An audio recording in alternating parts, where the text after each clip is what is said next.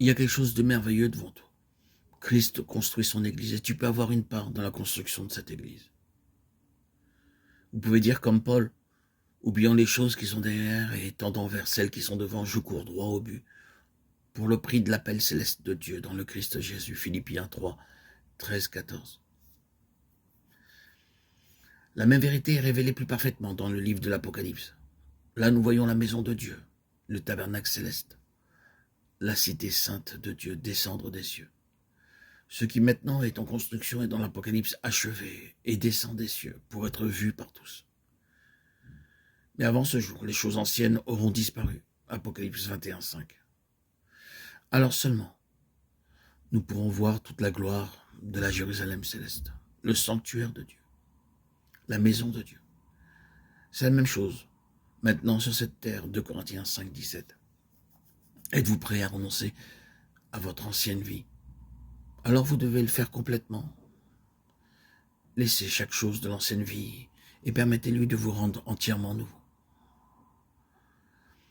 Certaines personnes qui sont ravies d'amasser des choses entreposent des paniers, des magazines vieux de 5 années, des boîtes, des bouteilles datant de 10 ans.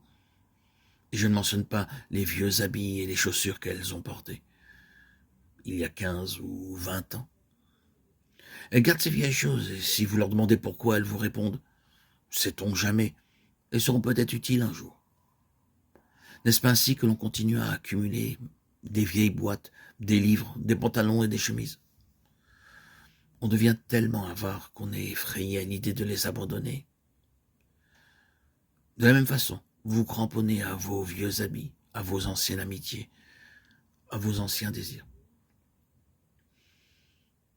Mais comprenez bien, chaque chose ancienne doit disparaître. Si vous voulez prendre une part dans la maison de Dieu, vous devez être préparé à tout abandonner, à être libéré de chaque chose ancienne. Tout ce qui apporte la corruption doit être abandonné pour laisser la place à ce qui procure une joie éternelle, une paix éternelle. À supposer que vous doutiez à propos d'une amitié. Quelquefois vous pensez qu'elle doit être rompue, puis vous pensez, mais pourquoi doit-elle être rompue? Vous réfléchissez, jusqu'à ce que vous alliez à Dieu, lui demandant, « Oh Dieu, cette amitié procurera-t-elle dans ma vie une joie éternelle? Cette habitude dans ma vie m'apporte-t-elle une joie, une paix éternelle? » Ainsi, vous devez prier, et lorsque vous avez trouvé la réponse, conformez-vous-y.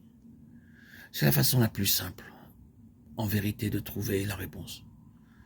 Tout ce qui apporte la disharmonie, telles que les habitudes, les amitiés, les associations, les aspirations, doit être abandonné et, à leur place, l'Esprit donnera toutes choses nouvelles. De nouvelles habitudes, de nouvelles aspirations, de nouvelles amitiés, de nouvelles associations. Le Seigneur dit, « Voici, je fais toutes choses nouvelles. » Apocalypse 21, 5. Dans la maison de Dieu, seul ce qui est nouveau doit prendre place. Aucun vieux matériau ne peut être accepté dans la construction de la maison de Dieu. C'est un principe simple. Et vous pouvez apprendre du tabernacle comment apporter ce matériau nouveau à Dieu.